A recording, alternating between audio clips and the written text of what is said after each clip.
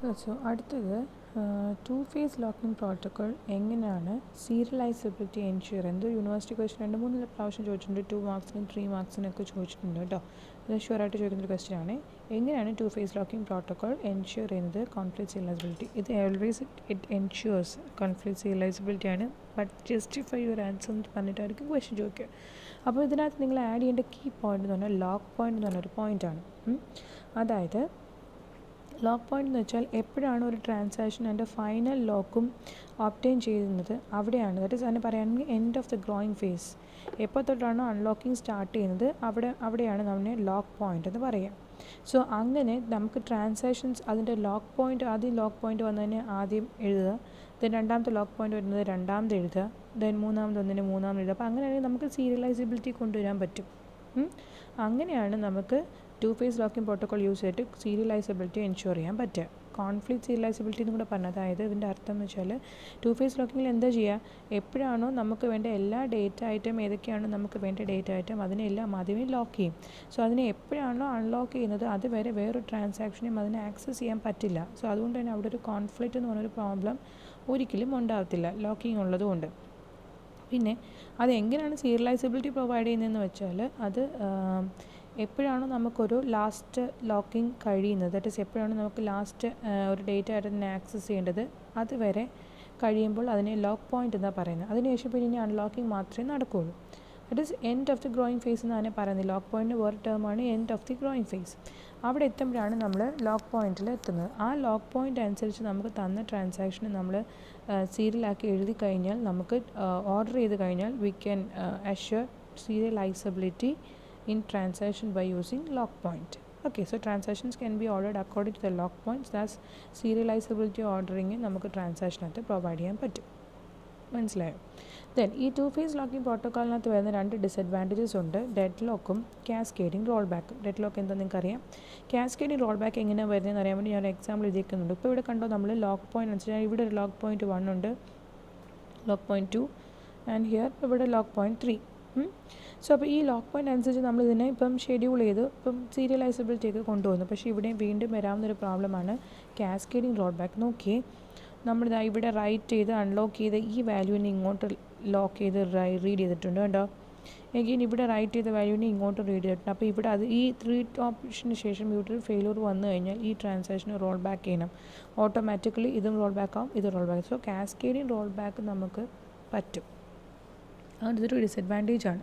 To face ലോക്കിങ്ങിനകത്ത് serializability കൊണ്ടുവന്നാലും ഈ 2 disadvantage അവിടെ വരുന്നുണ്ട്. അപ്പോൾ ഇത് രണ്ടും മാറ്റാനായിട്ട്, അതായത് ഡെഡ് ലോക്കും കാസ്കേഡിങ് റോൾ ബാക്കും ചെയ്യാൻ വേണ്ടി നമ്മൾ എന്ത് ചെയ്യുന്നത്, തന്ന ടു ഫേസ് ലോക്കിംഗ് പ്രോട്ടോക്കോളിനെ നമുക്ക് കുറച്ചുകൂടി റിഫൈൻ ചെയ്യാം. മെയിൻലി ഈ കാസ്കേഡിങ് റോൾ ബാക്ക് നമുക്ക് റിഫൈൻ ചെയ്യാൻ ഒരു റിഫൈൻ അല്ല, നമുക്ക് ടു ഫേസ് ലോക്കിങ്ങിനൊന്ന് മോഡിഫൈ ചെയ്യാം.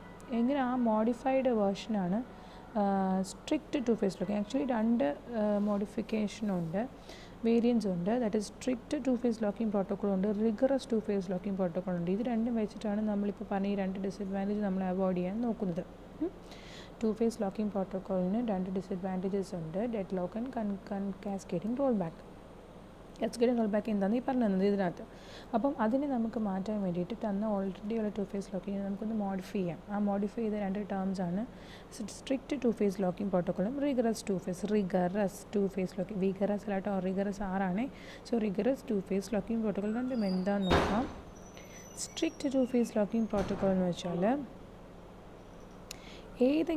ഏതൊരു ട്രാൻസാക്ഷൻ ഒരു എക്സ്ക്ലൂസീവ് മോഡിൽ ഒരു ഡേറ്റ ഐറ്റത്തിനെ ലോക്ക് ചെയ്തിട്ടുണ്ടെങ്കിൽ ആ ട്രാൻസാക്ഷൻ കമ്മിറ്റ് ചെയ്യുന്നതും വരെയും ആ എക്സ്ക്ലൂസീവ് മോഡിനെ ഹോൾഡ് ചെയ്യാം. അപ്പോൾ ഇവിടെ എന്ന് വെച്ചാൽ ഇവിടെ ഒരു എക്സ്ക്ലൂസീവ് മോഡുണ്ട് കണ്ടോ. ഈ എക്സ്ക്ലൂസീവ് മോഡിനെ നമ്മൾ അൺലോക്ക് ചെയ്യരുത്. എപ്പോഴാണ് ഈ ട്രാൻസാക്ഷൻ കമ്മിറ്റ് ആവുന്നത്, ഇപ്പോൾ ഫോർ എക്സാമ്പിൾ ഇവിടെ കമ്മിറ്റായി കഴിഞ്ഞിരുന്നെങ്കിൽ നമുക്കിതിനെ അൺലോക്ക് ചെയ്യാം. ഇനി ഇപ്പോൾ ഇവിടെ ഒരു ഫെയിലിയർ വന്നാലും കമ്മിറ്റ് വരെ അങ്ങ് പൊക്കോളും കണ്ടോ. സോ കമ്മിറ്റ് വരെ പോകുമ്പോൾ ഇറ്റ്സ് ഓൾറെഡി ലോക്ക്ഡ് ആയിട്ടുള്ള വാല്യൂസിനെ, അല്ലെങ്കിൽ നമ്മൾ റൈറ്റ് ചെയ്ത വാല്യൂ ഓൾറെഡി അവിടെ ഉണ്ട്, കമ്മിറ്റഡ് അല്ലേ. സോ അപ്പം അത് കഴിയുമ്പോൾ ഇങ്ങോട്ട് യൂസ് ചെയ്താലും ഇവിടെ പ്രോബ്ലം ഇല്ല. അപ്പോൾ ഇവിടെ പറയുന്നത്രേ ഉള്ളൂ, this protocol requires not only that locking be two phase locking ആയിരിക്കുകയും വേണം, but also that all exclusive mode locks taken by a transaction be held until that transaction commit. ആ ട്രാൻസാക്ഷൻ കമ്മിറ്റ് ചെയ്യുന്നതിന് വരെയും എല്ലാ എക്സ്ക്ലൂസീവ് മോഡിനെയും നമ്മൾ hold ചെയ്യേണ്ടി വരും. Exclusive മോഡിൽ ലോക്ക് ചെയ്ത ഡേറ്റ ആയിട്ട് നമ്മൾ ഹോൾഡ് ചെയ്യേണ്ടി വരും.